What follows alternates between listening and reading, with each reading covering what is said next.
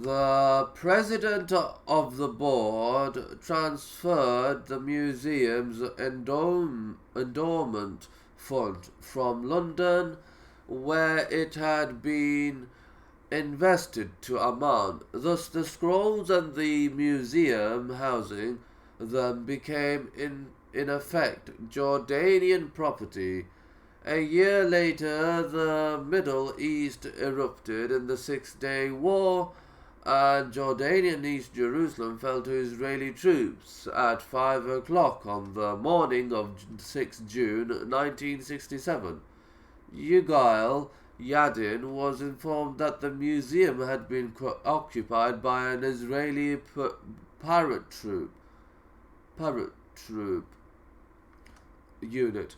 After becoming, in 1949, Chief of Staff of the Israeli Defense Forces, Yadin had resigned in 1952 and studied archaeology at Hebrew University, earning his PhD in 1955 with a thesis on one of the Dead Sea Scrolls. That year, he began teaching at Hebrew University. In 1954, he had traveled to the USA on a lecture tour. There, after speaking at Johns Hopkins University, he met Professor William F. Albright and asked why the American had published only 3 of Metropolitan Samuel's 4 scrolls. Albright replied that Samuel was anxious to sell the scrolls and would not allow the 4th to be published until a purchaser had been found for all of them. Could a purchaser not be found in the States? Yadin asked. Surely a few $1,000,000 for such a purpose is not too difficult to raise. Albright's reply was astonishing. The scrolls, he said, would probably sell for as little as $500,000. Even so, however, no American institution or individual appeared to be interested. There were, in fact, 2 reasons for this apparent apathy. In the first place, facsimile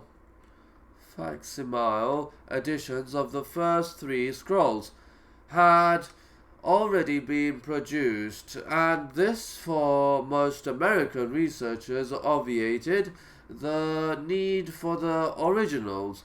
More significant, however, was the legal status of the scrolls' ownership.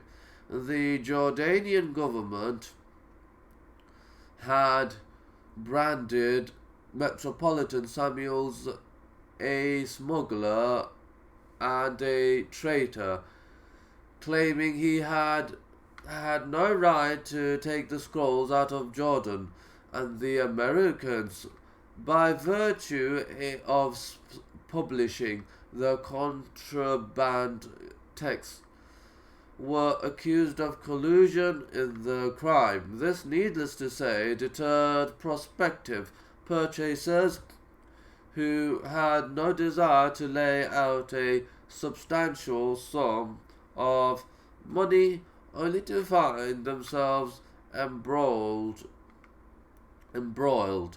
in complex international litigation and quite possibly end up with nothing. Yadin, on the other hand, had no need to fear the Jordanians. Relations between his country and theirs couldn't possibly sink any lower. On 1st June, Yadin was telephoned by an Israeli journalist stationed in the States, who called the advertisement in the Wall Street Journal to his attention. Yadin resolved immediately to obtain the scrolls, but recognized that a direct approach might jeopardize everything. In consequence, he worked almost entirely through intermediaries.